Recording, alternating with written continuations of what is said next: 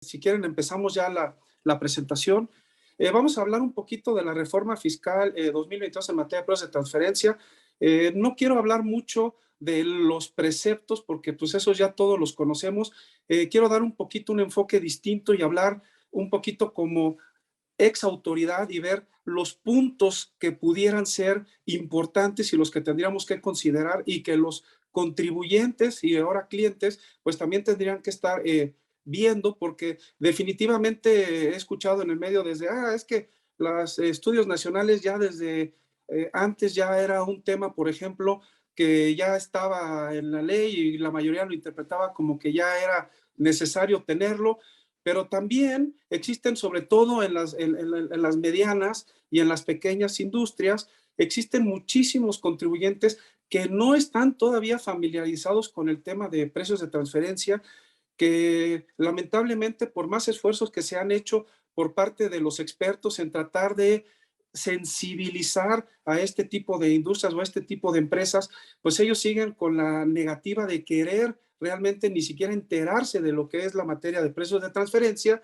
Y bueno, ya con estos cambios legislativos creo que será obligado que ya, aunque no quieran, pues van a tener que estar interesados, van a tener que empezar y arrancar de cero, conocer cómo se prepara la documentación, y creo que eso es un gran reto para nosotros también como expertos en la materia, poderlos pues actualizar después de tantos años de manera rápida y precisa y concisa, para que ya a partir del ejercicio fiscal de 2022 ya puedan tener cumplimiento en la materia de precios de transferencia.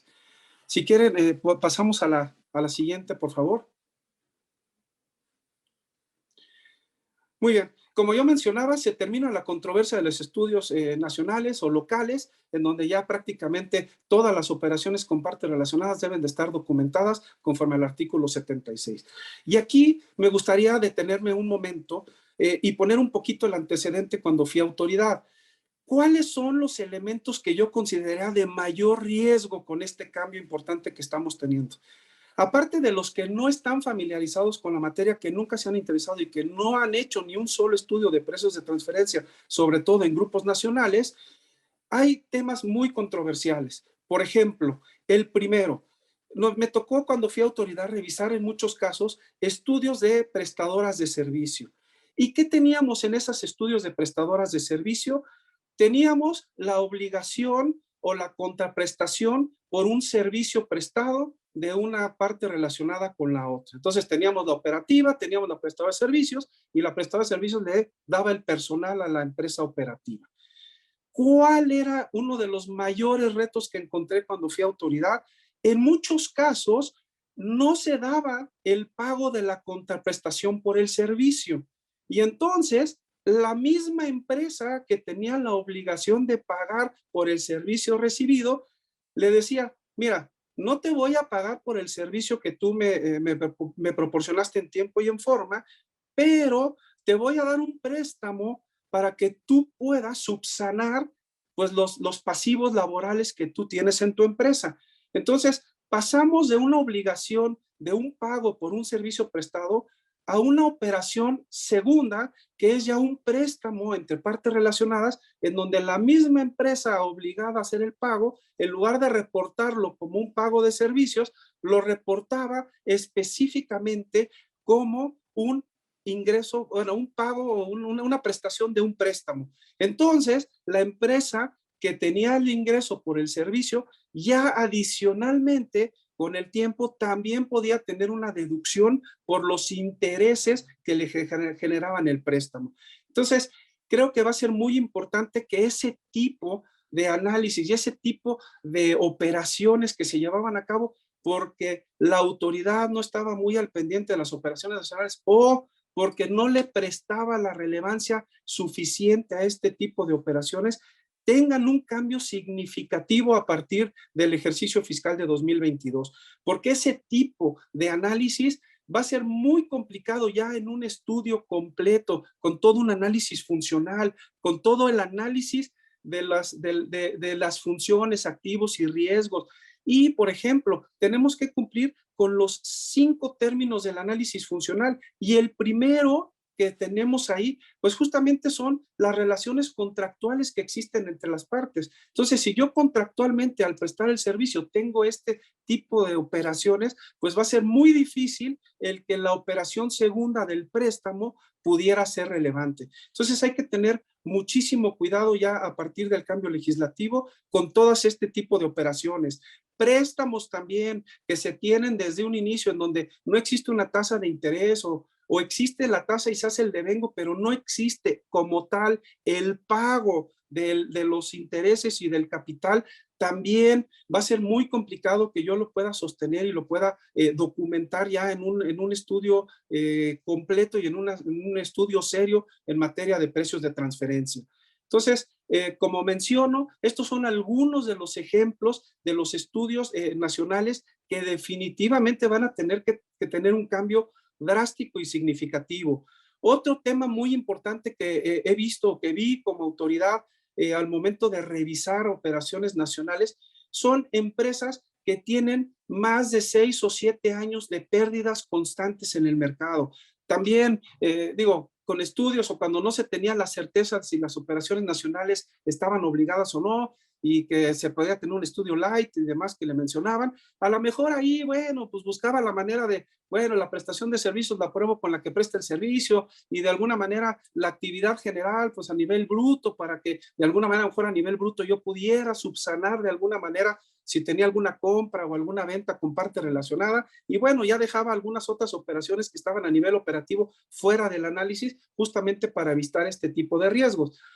Con el cambio legislativo ya no los puedo dejar fuera, ya tengo que revelar el 100% de mis operaciones con parte relacionada y tengo que hacer la medición tanto a nivel bruto, bueno, primero intentar hacer el precio comparable no controlado, que es el COP, si no lo puedo utilizar por jerarquización, me tengo que ir a un método de margen bruto, pero si tampoco puedo aplicar a nivel bruto y tengo operaciones que se reflejan a nivel operativo, pues voy a tener que hacer el análisis a nivel operativo y si no estoy obteniendo una rentabilidad y ya es una pérdida que se ha mantenido constante y durante mucho tiempo, pues también va a ser un reto muy importante el hacer un cambio en la manera de operar y un cambio en la mentalidad de los dueños, de los accionistas y también de los directivos que están a cabo de la o al frente de estos grupos, porque definitivamente ya no va a poder ser sostenible el que se siga manteniendo o el que sigan haciendo este tipo de operaciones. Entonces, definitivamente es muy importante este cambio. El estudio nacional ya con todos los requisitos y con todos los cumplimientos y las exigencias que se tienen en el artículo 76, primer párrafo, fracción 9, pues creo que va a ser un reto muy importante. Y de la mano con la obligación ya de tener estos estudios nacionales, también tenemos ya la obligación del llenado del anexo 9 de la Declaración Informativa Múltiple.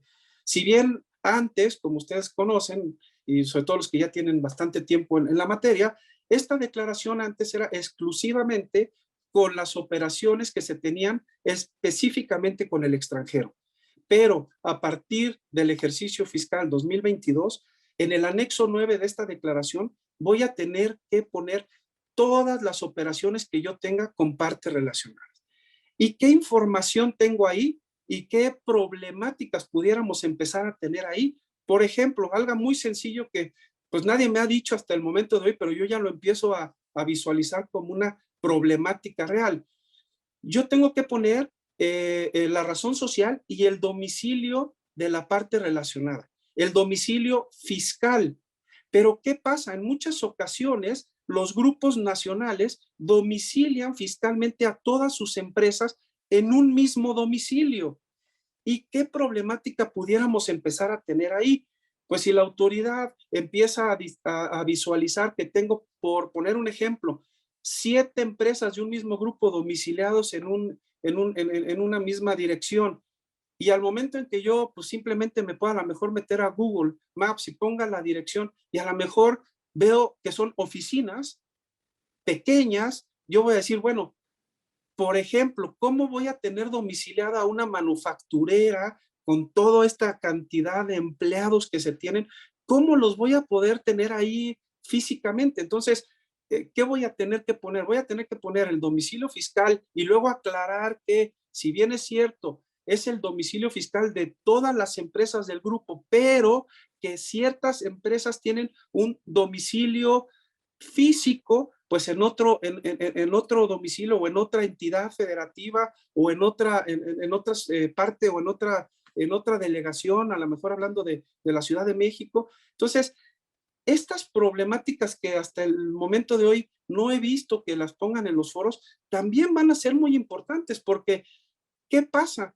Acuérdense que existen infracciones por el mal llenado de la declaración informativa. Entonces, pues, ¿qué se va a entender que lo llene mal? Que ponga el domicilio fiscal como lo dice la ley y aclare, pero o no pongo el domicilio fiscal y pongo el domicilio físico real de cada parte relacionada para que la autoridad pueda verificar efectivamente en donde realmente se están llevando a cabo las funciones y las operaciones y las actividades de esa empresa.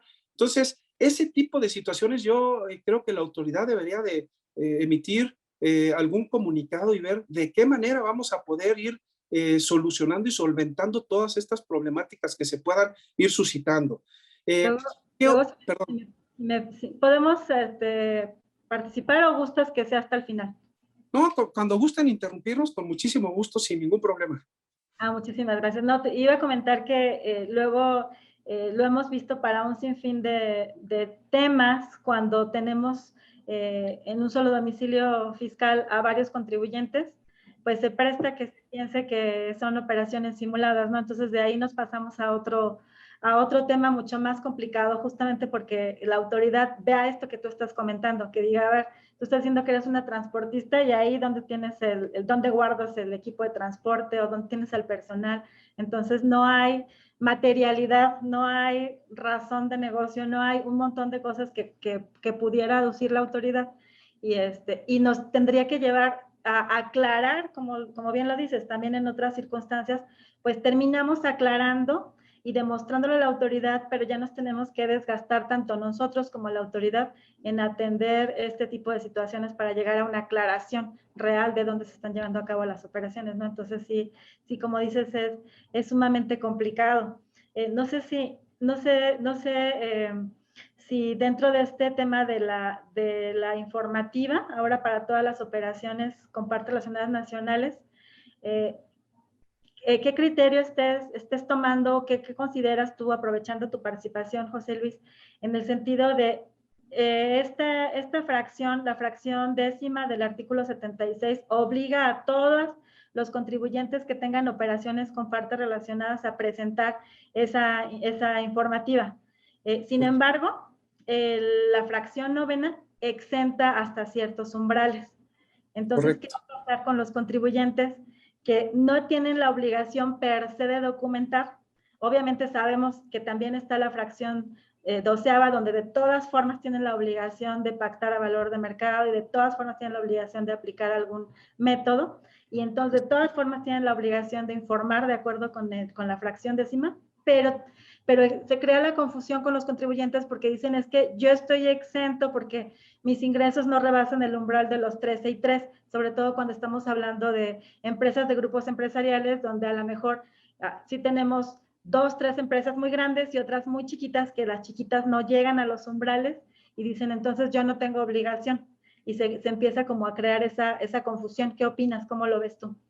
No, definitivamente creo que, como tú dices, ¿no? La fracción 12 que ya nos dice que tienen que estar todas las operaciones a valor de mercado, pero además, si bien los que ya tenemos ciertos años en la materia, sabemos que en el anexo 9 ya hay información muy específica de llenado sobre qué márgenes de rentabilidad tuvo las comparables, qué margen de rentabilidad tuvo la empresa analizada. Entonces, definitivamente, a lo mejor, si nos vamos a digamos, textualmente a la ley, pues sí, no voy a requerer tener esta documentación, soporte en materia de precios de transferencia por no llegar al umbral, pero para poder llenar el anexo 9, voy a tener que de todas maneras, pues sí hacer este esfuerzo, a lo mejor ahí sí no documentarlo al 100%, pero sí tenerlo claro y muy bien identificado específicamente para que yo pueda tener primero el cumplimiento de la fracción décima y luego el cumplimiento de la fracción 12. Entonces, definitivamente creo que es un reto importante y no nos exime del llenado del anexo 9 de la DIM,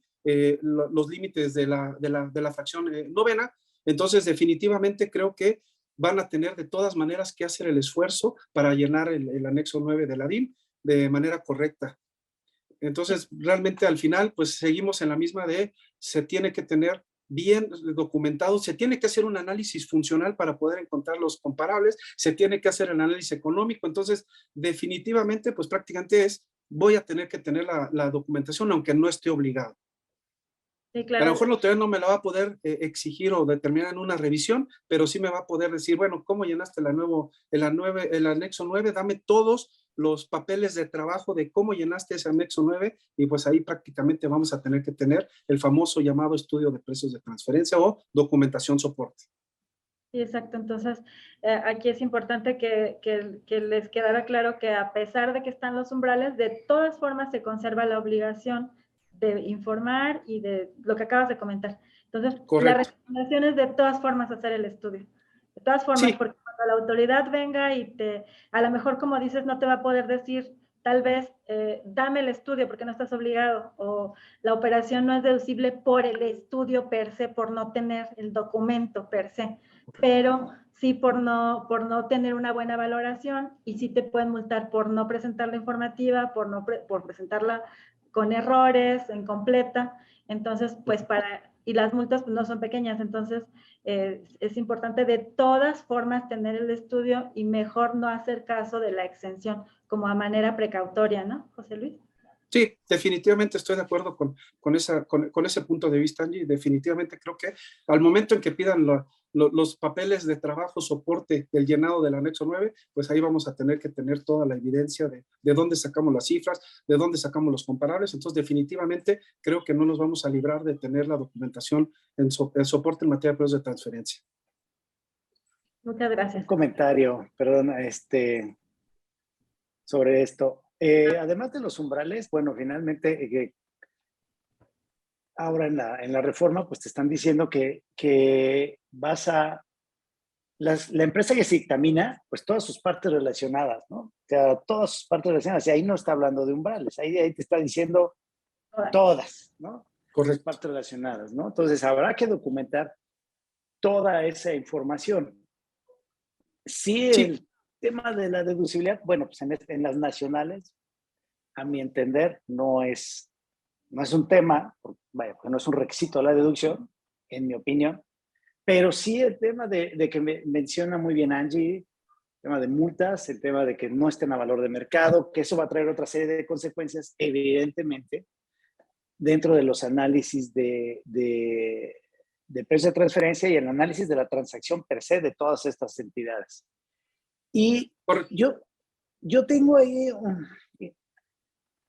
ahí me surgen alguna serie de dudas, más allá del cliente que está reacio, ¿no? O sea, cuando tú le digas al cliente, oye, sabes que tú vas a tener que analizar de todo tu grupo, todas estas, bueno, si ahorita es todo un tema con las obligadas nacionales, bueno, de repente se vengan más, va a ser otro tema.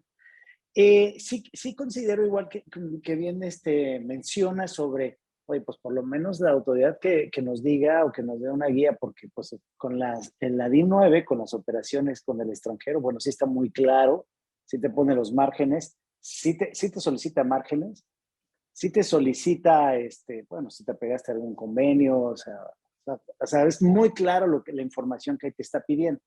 Yo supongo que con la nacional le va a quitar algunas de esos renglones y los va a dejar, ¿no? Porque yo veo errores en la DIN 9 en el punto de cuánto fue el monto deducido, cuánto fue el monto devengado, cuánto fue el monto pagado. Y, por ejemplo, con los extranjeros, bueno, pues yo sí creo que sí se vuelve algo complejo, porque lo que deduces incluye el monto del impuesto retenido, ¿no? Ese es el monto que deduces. Ese simple punto con las extranjeras bueno, en mi opinión es un desastre, ¿no? Es un desastre porque tú hablas con la gente, le dices cómo fue el pago, cómo lo acordaron, y casi todos deducen el monto pagado. No se involucran en piramidar o no se meten en eso, ¿no? O sea, digamos que deducen menos. Y cuando te vas al devengado, pues también, ¿no? Hay otra serie de cantidades cuando te ponen en devengado. Entonces, yo quiero suponer que eso mismo va a pasar con las nacionales, ¿no? Igual, ¿no? Cuando te digan, oye, pues, ¿cuánto fue el monto deducido? ¿Cuánto fue el monto devengado? ¿Y cuánto fue el monto pagado? Bueno, pues ahí yo creo que va a haber igual una serie de cuestiones muy importantes que la autoridad debiera, yo pienso pues, alguna especie no sé, a lo mejor hasta en preguntas frecuentes, oye, mira, significa esto tienes que poner para facilitarlo. Correcto. No necesariamente, o incluyendo a la gente que, que está especializada, ¿no? También. Pero sí en general, cuando el que hace el estudio no necesariamente llena esos formatos, sino lo puede llenar el dictaminador, o lo puede llenar el contador, o el asesor fiscal, ¿no? O sea, cuando involucras a otros, híjole, sí te da, o sea, sí te das cuenta de los criterios tan distintos en estos puntos, ¿no? Nada más de vengado, deducido y pagado. O sea, ahí te das cuenta, ¿no? Yo creo que sí sería muy bueno como generalizarlo, informarlo, y lo que bien dice Angie, porque en los cursos tampoco se menciona, ¿eh? O sea, tampoco es algo que en los cursos normalmente se metan a la DIN 9 y te expliquen o expliquemos, esto es aquí o así lo tienes que llenar, esto significa el devengado, esto significa el deducido, esto significa el pagado. Yo creo que eso también lo tendríamos que poner muy claro en los cursos que se pretende, ¿no, Angie? Que pretendemos dar en la región, pero en general, ¿no? O sea, lo menciono porque para mí o sea, yo lo veo constantemente un problema, y cuando tú le dices al dictaminador, o le dices al otro que, oye, mira, esto yo no creo que sea así, sí se vuelve toda una discusión, porque además no coincide con tu estudio de precios de transferencia, además, ¿no? Correcto. Ese es mi comentario. Y luego el Gracias. problema de que se envían entonces o se pueden enviar información diferente que lo único que va a hacer es que va a prender los focos rojos en la autoridad, ¿no? Sí, Correcto. absolutamente. Y, Sí, y sí, por sí. ejemplo, en el ejemplo que yo daba, ¿no?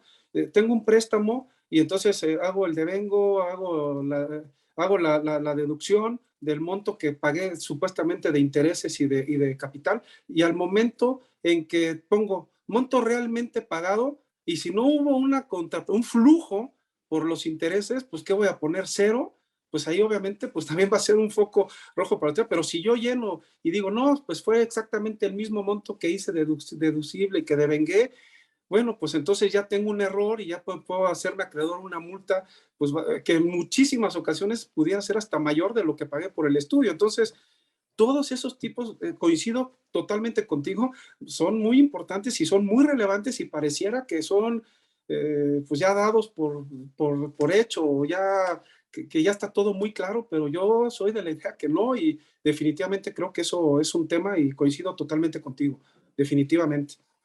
Y por ejemplo, ahora, si hablamos, por ejemplo, de otras leyes, como los cambios que hubo en la ley laboral, en donde pues ya definitivamente se quita la famosa subcontratación, y en precios de transferencia, pues prácticamente todos los grupos, o el 90% de los grupos nacionales siempre tenían a la prestadora de servicios.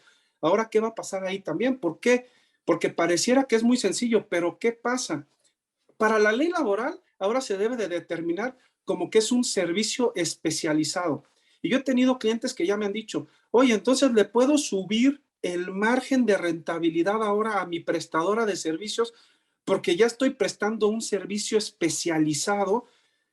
Hay que tener mucho cuidado también con esas definiciones y no confundir lo que es la ley laboral con la ley pues, sobre la renta, con lo que es precios de transferencia, porque si bien es cierto, para la ley laboral se le maneja como un servicio especializado, la realidad es que la mayoría de estas prestadoras de servicios que van a subsistir son las que van a prestar nada más los servicios administrativos ya reales, o sea, la contabilidad para todo el grupo, o sea, que no tienen que ver, como dice la ley, con la actividad principal de la empresa operativa. Entonces, más bien, pues si yo ya me deshago, a lo mejor tenía a los gerentes, tenía a los directores, tenía además a la masa obrera, y tenía, digamos, a todos los empleados, vamos a poner muy fácil, a todos los empleados en una sola prestadora de servicios, pues se va a complicar de manera importante, porque en lugar de aumentar el margen, pues yo en muchas ocasiones creo que hasta debería de disminuir, ¿Por qué? Porque ya quité a mucha gente relevante de puestos importantes y simplemente pues estoy dejando una prestación mínima ya de llevar la contabilidad del grupo y cuestiones que no tienen que ver con mi actividad y que no generan la parte importante de la rentabilidad del grupo. Entonces, nuevamente, hay que tener mucho cuidado porque en el medio también me he topado con mucha gente que al contrario, en lugar de querer disminuir o mantenerlo en muchas ocasiones con el mismo margen de rentabilidad, pues no va a poder ser, porque al momento en que la autoridad haga una revisión y diga, a ver, ¿cuál es el personal que tú tienes ahí en ese? No, pues es contadores, pero no toman decisiones, no es gente de alto nivel en la empresa y demás. Bueno, pues entonces tendríamos que ver y visualizar empresas comparables que tengan ese tipo de actividades. Entonces, hasta las mismas comparables que se tenían en estudios anteriores pudieran cambiar de manera significativa. Entonces, también, por ejemplo, ya tomándolo de manera holística y viendo con otros cambios en otras leyes, pues creo que también va a tener un impacto muy significativo en la materia de precios de transferencia. Entonces, tampoco descuidemos todos los cambios legislativos que tuvimos el año, bueno, que van a ser efectivos a partir de este ejercicio fiscal, porque definitivamente todos van a tener un impacto de distinta magnitud en la materia de precios de transferencia.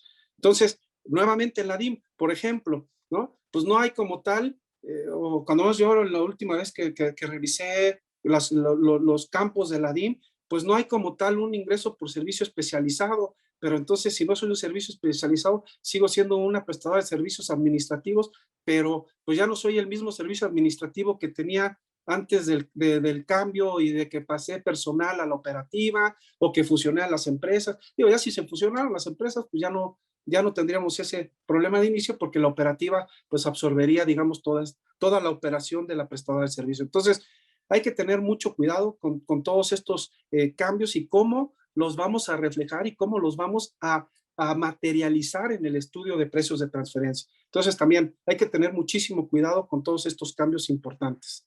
Va a ser muy importante aquí cómo estructuramos el análisis funcional para este año, ¿no, José Luis? Porque ahí Totalmente. donde le vamos a explicar justamente cuál es la nueva forma de operar de la entidad. Y ahí pues se podrán señalar los cambios, incluso justificar por qué, como dices, ya no, incluso hasta el método pudiera llegar a cambiar, las comparables pudieran llegar a cambiar, incluso la percepción del servicio, como también lo mencionas ahora, simplemente puede ser un servicio de bajo valor agregado, ya por no tener este grado de especialización que sí tenía antes y que ahora pues por la naturaleza del servicio ya no la tiene, aunque se llame especializado, en realidad no lo es. Es un servicio Claro. que no requiere o sea, que no tiene un valor agregado en la empresa de acuerdo con lo que dice la OCDE y entonces pues debe de considerarse de otra forma, ¿no? Es al revés. Entonces aquí sí tendríamos que tener mucho cuidado en los análisis funcionales porque ahí es donde podemos aclarar qué es lo que sucedió antes de que, sobre todo, por ejemplo, si vamos a enviar la informativa local donde presentamos ya el análisis funcional como tal a través del PDF, que es el estudio de transferencia, pues ahí la autoridad podrá verlo antes de venir a revisarnos por qué hubo tantos cambios, ¿no? Por qué estamos valorando diferente, ¿no? De alguna forma. Claro. No, y si yo fuera autoridad, si todavía fuera autoridad, no, yo estaría fascinado porque si dejo la misma rentabilidad, perfecto. Voy a auditar y si tú me dices que este año es el correcto, pues entonces en todos los años anteriores te voy a ajustar, obviamente a la que tiene el ingreso por la prestación de servicio, porque pues definitivamente tenía funciones mayores en ejercicios anteriores que las que tiene hoy en día, entonces el margen debería de ser mayor.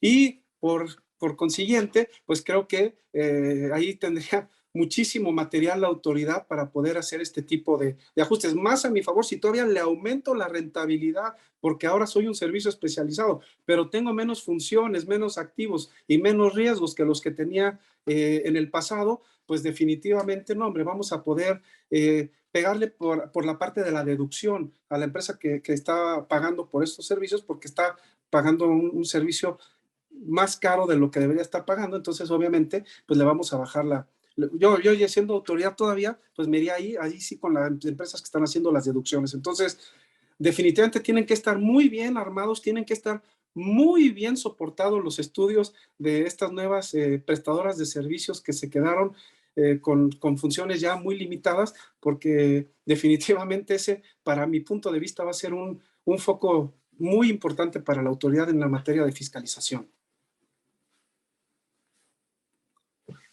Muy bien. Pues siguiendo un poquito ya con los cambios legislativos en materia de precios de transferencia, el siguiente cambio importante es que se homologan las fechas de entrega correspondientes al anexo 9 de la DIM, a la presentación del local file y del master file. Si estás en el local, tienes que presentar el master. El local y el master no los quiero tocar muy a detalle porque ahí sí son parámetros mucho más altos y bueno, ya va a cambiar, pero el cambio importante es para los que sí están obligados a presentar el local file. Como saben, anteriormente tenían hasta el 31 de diciembre del ejercicio siguiente para poder presentarlo. Pero con este cambio, pues ahora vamos a tener que ser mucho más ágiles como clientes, como contribuyentes y también nosotros como asesores, porque pues ya la fecha límite para la entrega de estos documentos se está planeando que sea el 15 de mayo del año inmediato. Posterior. Entonces, este también es un cambio sumamente drástico e importante. Es más, de hecho, el dictamen anteriormente, pues teníamos hasta junio, julio para poderlo presentar y ahora con este cambio del dictamen a mayo, pues creo que también tenemos problemas en cuanto al cumplimiento en tiempo y forma para poder dar con la fecha del 15 de mayo. Creo que para los que tenían el anual, que no tenían dictamen y no prestaban CIF y que nada más estaban obligados a presentarlo junto con el anual, pues creo que ya estaban acostumbrados a tenerlo en febrero o marzo, pero bueno, creo que ahora ya con esta homologación, por un lado, yo creo que es muy bueno que ya por fin se homologuen todas las fechas de entrega, pero en mi particular punto de vista, creo que lo debieron de haber hecho unos meses después. Yo creo que como estaba el dictamen anteriormente, a lo mejor en junio, en julio, creo que hubiera sido mucho más fácil, mucho más dinámico. Y como vamos a ver más adelante, hubo otros cambios importantes ya, mucho más digamos, de fondo en la materia de precios de transferencia, que también van a tener una implicación muy importante con la fecha del 15 de mayo. No todas las empresas comparables tienen ya su información financiera del año para el 15 de mayo. Y como vamos a ver más adelante, hay cambios importantes, significativos en los estudios de precios de transferencia que definitivamente va a ser muy difícil que en muchas ocasiones podamos cumplir con la fecha del 15 de mayo. Entonces, creo que por un lado es correcto y creo que la autoridad hizo bien ya en homologar las diferentes fechas para que ya tengamos como cierres mucho más claros y ya que la autoridad a una fecha focal pues ya tenga toda la información relevante y que ya pueda hacer todos sus análisis de riesgo para ver a quién pudiera llegar a fiscalizar. Pero creo que sí debió haber sido un poco posterior la fecha, a mi parecer, en mi punto muy personal. ¿Crees que vaya a terminar otorgándose alguna fecha extendida como para este año? Incluso todavía tenemos la extensión de plazo para el siguiente año, que sería cuando estaríamos con estos plazos. ¿Crees que vaya a tener que suceder algo similar? Precisamente por la dificultad que estás planteando, ¿no? O sea, para tener el estudio. Y hay que tener ya el estudio y completamente terminado, nada de que nomás el análisis rápido para llenar informativas y todo, no, ya completo, porque tenemos que enviar el local y el máster y todo, ¿no? Y entonces, pues sí nos va a poner en jaque, yo creo. No, totalmente de acuerdo contigo. Mira, yo creo que conforme se vaya avanzando en el año siguiente, yo creo que definitivamente la autoridad pues iba a tener que dar alguna prueba, a menos que pues definitivamente pues, ponga muy renuente y diga, no, yo les avisé con mucho tiempo de anticipación y esa es la fecha y tienen que cumplir. Pero como de alguna manera también va muy de la mano con la parte del dictamen, creo que más por la parte del dictamen que por la parte de precios de transferencia, sí pudiéramos llegar a tener quizá alguna prórroga para, sobre todo en este primer ejercicio, pero bueno, la idea sería irlo homologando y que las prórrogas desaparezcan, ¿no? De acuerdo, gracias. Sí. Un comentario ahí. Sí. Bueno, ya yo creo que lo vas a mencionar más adelante, José Luis, pero el punto es que sea 15 de mayo, no hay información. Y te dicen, ya no vas a, o sea, alucinabas con tus 3 años que utilizabas para comparar, ¿no? Ahora va a ser uno, ¿cuál? El mismo que vas a analizar. Pues ahí ya te pusieron una super limitante que vas a decir, oye, muy probablemente no lo voy a tener. Correcto. ¿No? O sea, y estamos hablando de las ponen las no dictaminadas, ¿no? O sea, empresas que no se dictaminan, pero están obligadas. Va a provocar es un problema, ¿no? Creo que Luis Natera lo mencionó la vez pasada, o sea, dijo, pues, si ya saben, ya acá nacen las fechas, ¿por qué ponen las fechas que pues, no se van a cumplir, ¿no? O sea, no se va a cumplir. Totalmente de acuerdo con Luis, creo que sí, pues dentro de las buenas intenciones, creo que en la fecha focal sí hubo un error desde mi punto de vista muy importante y creo que sí, y sí, efectivamente lo voy a mencionar más adelante, lo de que ya nada más debe ser año contra año en los estudios, con alguna excepción de poder utilizar más años, pero sí, definitivamente va a ser muy problemático que podamos tener a esa fecha información del año ya de muchos de los comparables. Entonces, definitivamente creo que también nadie está obligado a lo imposible. Entonces, pues, lo que vamos a tener es la información pública y disponible más actualizada al momento de la obligación. Entonces, pues creo que sí. Además, si tengo para el 15 como fecha límite, pues lo voy a tener que hacer en algún tiempo anterior. Entonces, definitivamente, cuando se hace realmente la búsqueda de comparables, pues ni siquiera estamos hablando del 15 de mayo, estamos hablando a lo mejor de marzo, abril, digámoslo así, y bueno, eso todavía complica muchísimo más, porque sobre todo si es una empresa que se va a auditar, pues el auditor, como ustedes bien saben, va a exigir y va a pedir el estudio antes de emitir el dictamen. Entonces, creo que ahí es en donde vamos a empezar a tener este tipo de problemáticas y dinámicas complicadas, pues no solo con los auditores, sino también pues con los elaboradores de las bases de datos, y creo que pues van a tener que ser mucho más reactivos y subir y publicar la información mucho más rápido. Ahora, si no, pues vamos a tener, sobre todo para las empresas que sí tenemos acceso de comparables a la información pública, por ejemplo, las canadienses y las norteamericanas, pues en muchas ocasiones vamos a tener que entrar al 40F y vamos a tener que entrar al 8K, o vamos a tener que buscar el 10K y ver si públicamente en la página ya tienen la información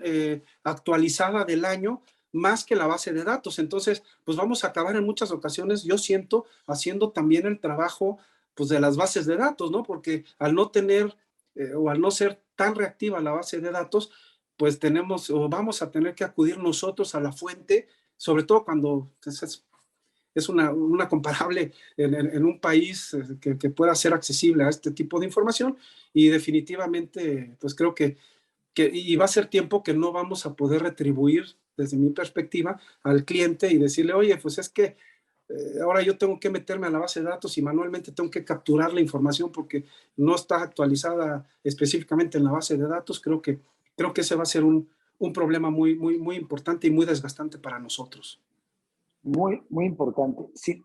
Sin pasar a perjudicar a la base de datos que tengo, este año me pasó algo muy curioso porque me pide Osiris que use una TP Catalyst y no está actualizada, y nos dicen vamos a usar el TP Catalyst y de repente por falta de información alguien de los gerentes entra a Osiris y ve la información actualizada, pero en TP Catalyst no está actualizada, ¿no? Entonces, le escribes y le dices, oye, ¿qué pasa aquí? No entres a Osiris porque ese ya no utiliza la TP Catalyst. Sí, pero la de Osiris está actualizada y la otra no. Así es. Eso en este año, ¿no? O sea, yo creo que cada quien debe tener unas buenas experiencias también con las bases de datos que, pues bien dices, ¿no? Pues están fuera de nosotros y terminas buscando un tenque y andas por ahí tratando de confirmar información porque eso ya te empieza a dar temor de que esté bien esa información. Sí, es correcto. Totalmente de acuerdo. Así es. No era hablar mal de nadie, nada más es mi ejemplo. Nada más, eso me pasa. Nada más. No, correcto. Y sí, digo, creo que nuevamente tienes toda la razón y creo que sí van a tener que ajustar sus tiempos y su reacción, todas las bases de datos en general, para que pues podamos tener información mucho más certera y relevante pues, en en el primer trimestre del año, ¿no? Entonces creo que, ahora acuérdense que la obligación es 3 meses después de que cierren su ejercicio fiscal, sobre todo en Estados Unidos. Entonces, pues si cierran en diciembre, enero, febrero, tienen hasta marzo para poder publicar la información, y si la publican en marzo, pues ahí vamos a estar cazando a final de marzo cuál sí, cuál no ha actualizado, casi metiéndonos diario al 10K para ver si ya la actualizaron o ya la hicieron pública o no. Entonces creo que sí, ese es un punto muy importante, pero creo que, pues digo, definitivamente nos tenemos que adaptar, ya está en la ley, y ver de qué manera pues lo hacemos lo más eficiente posible. Sí, sí con esas, que yo te diría, esas serían las más sencillas, porque si te vas a las asiáticas, si te vas a las japonesas que cierran en marzo, si te vas a las inglesas, o sea, o sea, se vuelve, o sea, sí se vuelve un grave problema para que puedas sacar un estudio de acuerdo con la información financiera que realmente necesitas, ¿no? Sí se vuelve un problema, yo creo que sumamente importante, que evidentemente la autoridad no lo consideró, ¿no? No lo consideró porque pues no todas son gringas, ¿no? O sea, hay Claro. compañías de todos lados que tienen fechas para ser distintas. Oye, pues, por favor, concede tantito, ten un poquito de criterio para que podamos hacer algo bien y presentable para ti, autoridad, para que también te sea más sencillo, ¿no? Sí, para que realmente el estudio realmente sea relevante, y que estés comparando peras con peras, manzanas con manzanas, y que la información sea lo más apegado a la realidad conforme a las disposiciones que ya tenemos hoy en día. Entonces, definitivamente coincido con tu punto, y sí, yo creo que en este primer año sí creo que va a haber algún tipo de prórroga, y van a empezar a ver pues cómo funciona, qué tan relevante es la información que se tiene en las ciertas fechas, y bueno, pues ver y esperar que a lo mejor en un futuro pudieran modificar la fecha, o la fecha focal, o el límite para poder tener la documentación, y que la pudieran extender un poco más, ¿no? Ya sea en regla miscelánea, o ver de qué manera, que yo creo que en la ley ya va a ser muy complicado, pero bueno, ver de qué manera se pudiera hacer alguna consideración, alguna ampliación, ¿no? En los plazos. De acuerdo. Ya me Muy callo. bien. Gracias. No, aquí el chiste es eso, tener la retroalimentación, eso creo que es lo más importante. El siguiente punto que tenemos que considerar son los ajustes de capital empleados y las fórmulas aplicadas. Aquí también veo muchísimo riesgo, porque en muchas ocasiones hay algunos expertos que, por a lo mejor regla ya de la firma, aplican ya ciertos ajustes de manera ya por default, digámoslo así, o ya de manera consistente en todos los estudios de precios de transferencia.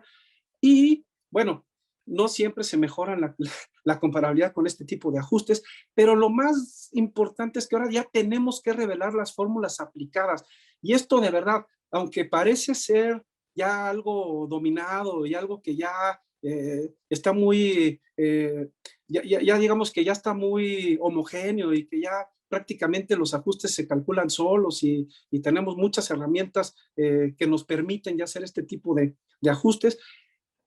Créanme, cuando fui a autoridad, en muchos estudios le decía al contribuyente, a ver, replícame la aplicación de los datos ajustados, o sea, házmelo ahorita aquí, enfrente de mí, cómo hiciste los ajustes, qué fórmula utilizaste, y manualmente, poniendo la fórmula que supuestamente aplicaron en el estudio, no llegaban al mismo resultado. Entonces, muy importante que tengan muy claro, y que revisen y chequen y tengan muy claro que lo que están poniendo en el anexo como fórmula utilizada para los ajustes, digo, comúnmente aceptados, y que los que ya conocemos, cuentas por cobrar, cuentas por pagar, inventarios, planta, propiedad y equipo, el famoso ajuste que nos gustaba mucho como autoridad del ajuste por mercado geográfico, o sea, ese tipo de ajustes, bueno, claramente, de verdad, no lo tomen, o no lo echen al saco roto como algo que ya está plenamente identificado y superado. Revisen, chequen. Ahí en el sexenio pasado se sacó una publicación de cuáles eran las fórmulas que el SAT más o menos consideraba para la aplicación de estos ajustes. Y de verdad, si yo pongo primero a la tested y le resto el dato de la comparable, o si pongo primero a la comparable y luego le resto el dato de la tested, obviamente es el efecto totalmente contrario el que voy a tener con una y con otra fórmula. Si bien es cierto, no hay en la ley la fórmula como tal, sí hay elementos ya para ver cuáles son las fórmulas que la autoridad de alguna manera considera las más apropiadas, vean que están ajustadas, o sea, que su fórmula se ajusta a la fórmula de la autoridad, y si no, bueno, tener todos los elementos, decir por qué estoy utilizando otra fórmula o por qué estoy invirtiendo a lo mejor en muchos casos la fórmula en cuanto a qué pongo primero, si la parte analizada o la comparable. Entonces, esto realmente, muchísima atención, y esto sí va a ser sumamente importante que lo puedan tener totalmente dominado. Es más, yo les diría, preferible presentar un estudio de preferencia sin ajustes si no tengo la certeza y la claridad de cómo tengo los ajustes, de cómo se aplicaron y qué efecto dio a mis comparables. También, digo, vi muchísimas cosas, desde ajustes que estaba el rango, por poner un ejemplo, de 8 a 15, y de repente metían estos ajustes y el rango bajaba hasta el 1%, del 1 al 6, ¿no? Ese tipo de ajustes también van a ser muy difícil que se puedan soportar. Y claramente este también es un área de oportunidad que creo que la autoridad tiene muchísimos elementos para realizar o rechazar este tipo de ajustes y lograr aumentar los rangos intercuartiles y buscar ajustes a ciertos contribuyentes. Entonces, de verdad, especial atención y mucho cuidado con los ajustes de capital, que pareciera ser que es un tema superado, pero nuevamente yo insisto en que hay que prestar muchísima atención y mucho cuidado a este punto. El siguiente punto es que se adicionan los contenidos del título cuarto, que ahora estarán obligados a cumplir con las disposiciones del artículo 179. Creo que eso, bueno, no hay mayor controversia, simplemente están aumentando la obligatoriedad también a los contribuyentes del título cuarto. Si pasamos a la siguiente, por favor. Muy bien, este es el punto que justamente se estaba adelantando y que también va a ser muy importante, que la autoridad fiscal aclara que la información financiera de las empresas comparables deberá ser exclusivamente la del ejercicio sujeto a análisis, y como excepción, que eso es muy importante, se podrán aplicar un análisis de 2 o más ejercicios cuando se justifique dicha excepción. Aquí, pues digo, lo que yo conozco y lo que yo he hecho y he utilizado para aumentar a más ejercicios y no poner los 3 que comúnmente se utilizaban en la práctica, es un análisis de serie de tiempo, en donde yo hago un análisis de industria y puedo decir, bueno, el ciclo de la industria automotriz en México es de 4 años. Entonces, no voy a usar 3, obviamente, ni voy a usar 1, voy a usar 4. ¿Por qué? Porque yo estoy diciendo que la industria automotriz en México tiene un ciclo de 4 años, y para que pueda tener tanto la cresta como el valle y poder normalizar a las comparables, pues voy a tener que tomar todo el ciclo completo, porque si yo digo que tiene un ciclo de 4 años y nada más utilizo 2, pues a lo mejor nada más estoy utilizando los 2 años de la cresta o los 2 años del valle, y pues eso pudiera ser una manipulación también en la comparabilidad y en la manera en que yo pueda obtener los márgenes y las empresas comparables y los años que yo estoy utilizando en la comparabilidad. Entonces también creo que no es un ejercicio sencillo hacer estos análisis de series de tiempo. Creo que nuevamente tampoco creo que los contribuyentes estén dispuestos a pagarlo y hacerlo de manera seria. Entonces, nuevamente, ante esta situación, pues yo consideraría que utilizar el año en análisis contra año en análisis va a ser lo más fácil y lo más sencillo para evitarnos cualquier tipo de controversia.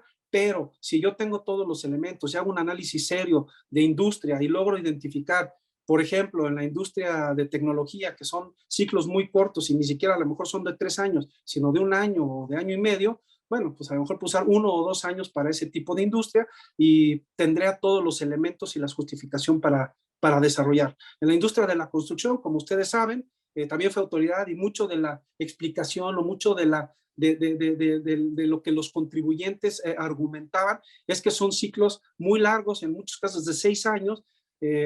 Cuando yo hice mi tesis de economía, justamente lo hice en la industria de la construcción, y sí, efectivamente, el ciclo de negocio en la industria de la construcción aquel entonces era de 6 años. Entonces, creo que, bueno, pudiéramos llegar a utilizar esos 6 años, pero pues nuevamente que hay información pública y disponible. Y además, otro tema muy relevante e importante, si lo hago sobre la industria mexicana, cuál es el ciclo de negocio de la industria mexicana. Los comparables, casi 99% de los estudios no son mexicanos. Entonces, si son norteamericanos, ¿cuál tomo? Entonces tomo el ciclo de negocio de la empresa, de la industria norteamericana o canadiense, o si tengo un mix de comparables, pues todavía va a ser mucho más complicado el que yo pueda hacer ese tipo de análisis, porque pues, tampoco me voy a poner a hacer análisis de series de tiempo de todos los países en donde tenga comparables, y entonces voy a utilizar en unos comparables 4 años, en otros 3, porque en cada país es muy diferente el ciclo de negocio que se tienen en las industrias. Entonces, ese también va a ser un punto muy importante. O sea, no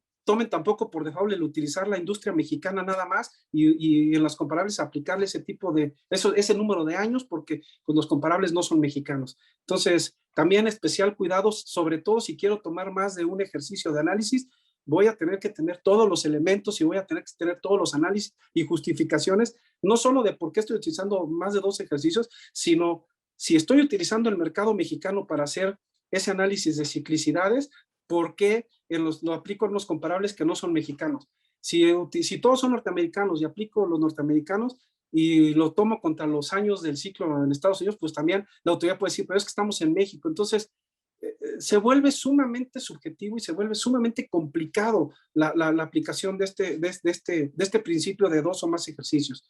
Pero bueno, ahí dejo en paréntesis, creo que también la autoridad pues pudiera empezar a referirse sobre, bueno, qué tipo de análisis va o sugiere para analizar cuando quiero analizar más de un ejercicio, si son análisis de serie de tiempo, si voy a utilizar la industria nacional o voy a utilizar la industria extranjera. Todas esas dudas creo que van a ser muy importantes, sería importante que se aclaran, y si no, bueno, pues tener nosotros los elementos y la certeza de que lo estamos haciendo de la manera que nosotros consideramos que es la mejor. Creo que ya estoy sobre el tiempo, voy a ir un poco más rápido. Se consolida la aplicación del rango intercuartil. Bueno, no te preocupes, sin problema, estamos disfrutando mucho la charla. No, con mucho gusto. Bueno, se consolida la aplicación del rango intercuartil. Creo que para la mayoría de los especialistas, pues creo que ya lo teníamos muy claro. Creo que el tema más importante era cuando aplicábamos un COP, que decíamos, bueno, como el COP no es de márgenes y demás, podemos utilizar un rango natural porque pareciera que el rango intercuartil está hecho para las operaciones nada más con márgenes de rentabilidad. Entonces, bueno, eso también es muy importante ver si seguirá esa lectura o si ya esta consolidación del rango intercuartil está para todos los métodos. Digo, cuando fui autoridad y lo que teníamos como meta en el SAT es que el rango intercuartil aplicaba para todas las metodologías, pero bueno, como estuve también anteriormente al SAT fuera, pues también había la lectura de que no, que para el COP no aplicaba. Entonces, bueno, creo que este punto no tiene mayor controversia y simplemente pues seguir utilizando el rango intercuartil. Y creo que el punto más relevante de todo y el más complejo y el más discutido y el más controversial y el más problemático es que se elimina la posibilidad de solicitar un APA, ¿no? Creo que sí se tuvieron malas experiencias en el pasado con las aplicaciones de los APAs. No me refiero a malas experiencias en la utilización de los APAs, sino al día de hoy, si ustedes me preguntan, creo que traen un atraso significativo en resoluciones de APAs. Creo que ha sido sumamente complicado para la autoridad ir tratando de resolver este tipo de metodologías. Se buscó un fast track con Estados Unidos, se llevó a cabo en el sexenio pasado. En creo que también está el intento de poder hacer un análisis igual de un fast track, pero no aplicaba para todas las, que entonces ya había un tema de discriminación porque no aplicaba para todas y hablando específicamente, me refiero a la industria maquiladora. Si bien es cierto que había APAs para otro tipo de operaciones y cualquiera podía solicitar un APA, con el cambio legislativo de hace unos años, como ustedes sabrán, las maquiladoras solo tenían hasta el ejercicio anterior 2 opciones para cumplimiento en materia de procesos de transferencia. El APA, que es un acuerdo anticipado con la autoridad que me cubría un año anterior, el año que estoy presentando o por el cual estoy solicitando el APA y los 3 años posteriores. Con esta eliminación del APA, pues claramente también necesitaríamos que la autoridad nos indique si va a regresar el cumplimiento para la industria maquila con un estudio de precios de transferencia normal, que no está obviamente en la ley, no lo sacaron de inicio, pero si no, la única posibilidad de cumplimiento que yo veo en la industria maquiladora va a ser el safe harbor con la eliminación del APA. ¿Qué problemáticas veo con el safe harbor? Que el safe harbor, en primer lugar, se aleja del principio de plena competencia. Para empezar, ese es el primer punto grave que yo veo en el safe harbor. Segundo, me imposibilita, que aunque no es, o sea, que es para otra industria, pero el principio y los de la OCDE y de todas las guías de precios de transferencia, me imposibilita me quita la posibilidad de tener una metodología en materia de precios de transferencia.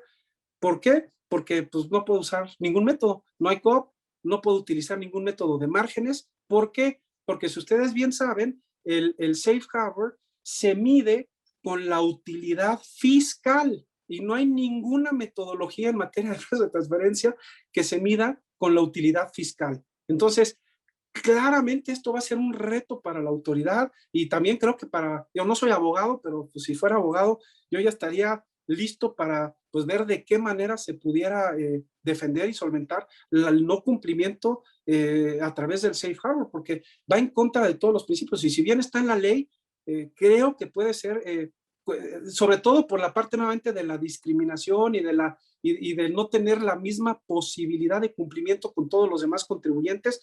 Creo que sí existen elementos, nuevamente ese es un título personal, no soy ni abogado, tendrían que consultar con un abogado esta posibilidad, pero sí definitivamente me parece muy, muy complicado y además, digo, los que hemos hecho estos tipos de cálculos del safe harbor, sabemos que en la mayoría de los casos, pues si necesito, por ejemplo, el 6.5 o el 6.9 activos o a costos de la utilidad fiscal, pues qué rentabilidad operativa necesito para poder cumplir con esos márgenes fiscales. Entonces, claramente, pues es una medida sumamente cara. Entonces, yo no sé si, digo, a lo mejor, digo, la autoridad pues, no está muy de acuerdo con la industria maquiladora y es un principio como para disminuirla de manera considerable en el país. Yo espero que no sea ese el punto por el cual se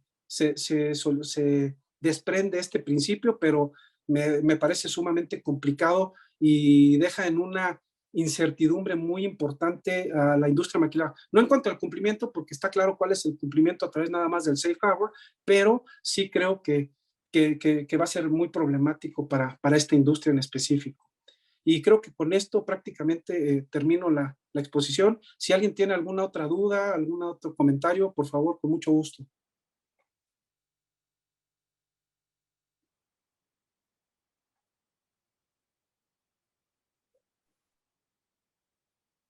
No, de mi parte está bien, José Luis. Gracias. Muchas gracias.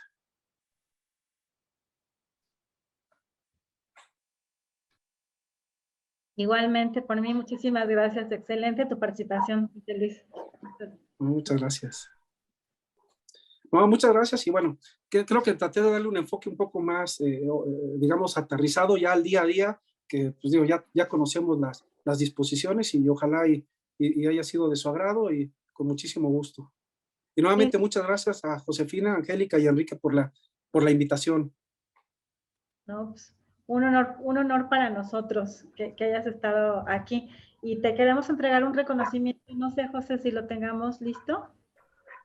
Sí, claro que sí, Angie. Nelly, si por favor lo proyectas.